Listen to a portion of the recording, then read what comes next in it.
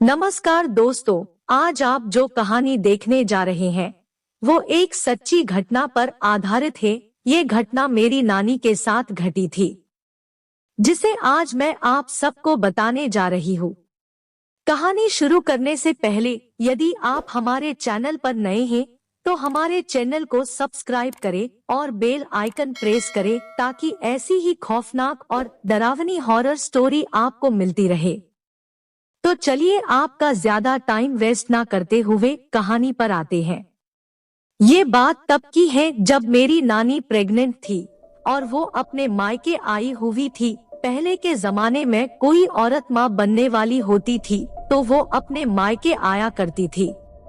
एक दिन मेरी नानी की सौतेली माँ ने उनको पानी लेने भेजा। तब लोग पानी भरने किसी तालाब या नदी पर जाया करते थे। तब नानी ने मटकी ली और पानी लेने चली गई। थोड़ी दूर चलने के बाद रास्ते में एक बम्बू का पेड़ था।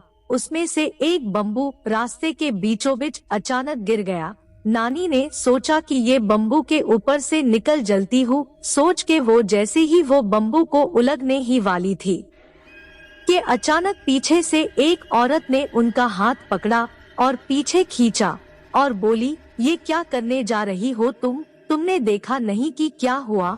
ये देखो बम्बू की जड़ें अभी भी जमीन में ही है। तुम उसको उलंग के जाती तो ये तुमको उठा के पटक देता। ये तुम्हारे बच्चे को खाने आया है। ये भूतिया बम्बू है। पर नानी को उनकी बात समझ में नहीं आई और वो दूसरी तरफ से जाके पानी लेने चली गई। फिर लौटते वक्त वो उसी रास्ते से आने लगी। तभी अचानक पीछे से आवाज आई, तू इस बार तो बच गई, पर अब कैसे बचेगी? उसने जैसे ही मुड़ के देखा तो कोई भी नहीं था। वाह! वो डर गई और जल्दी जल्दी अपने घर आ गई। पर उनको अपने कंधे पर भारी भारी लगने लगा, जैसे कोई उसके कंधे पर कोई भारी सी चीज रख दी हो। उनकी हालत दिन ब दिन खराब होने लगी। फिर थोड़े दिन बाद उनको एक बच्चा हुआ। पर आश्चर्य की बात ये थी कि वो बच्चे के माथे पर तिलक लगा हुआ था और जैसे जैसे दिन बीतते वो तिलक रंग बदलता था। 21 दिन बाद वो बच्चा माँ माँ माँ 3 बार बोल के मर गया। इतना छोटा बच्चा बोल कैसे रहा था?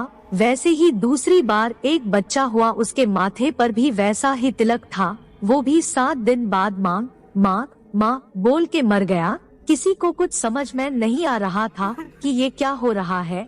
फिर तीसरी बार वो प्रेग्नेंट हुई और उसने एक बच्ची को जन्म दिया। उसके माथे पर भी वो ही तिलक था।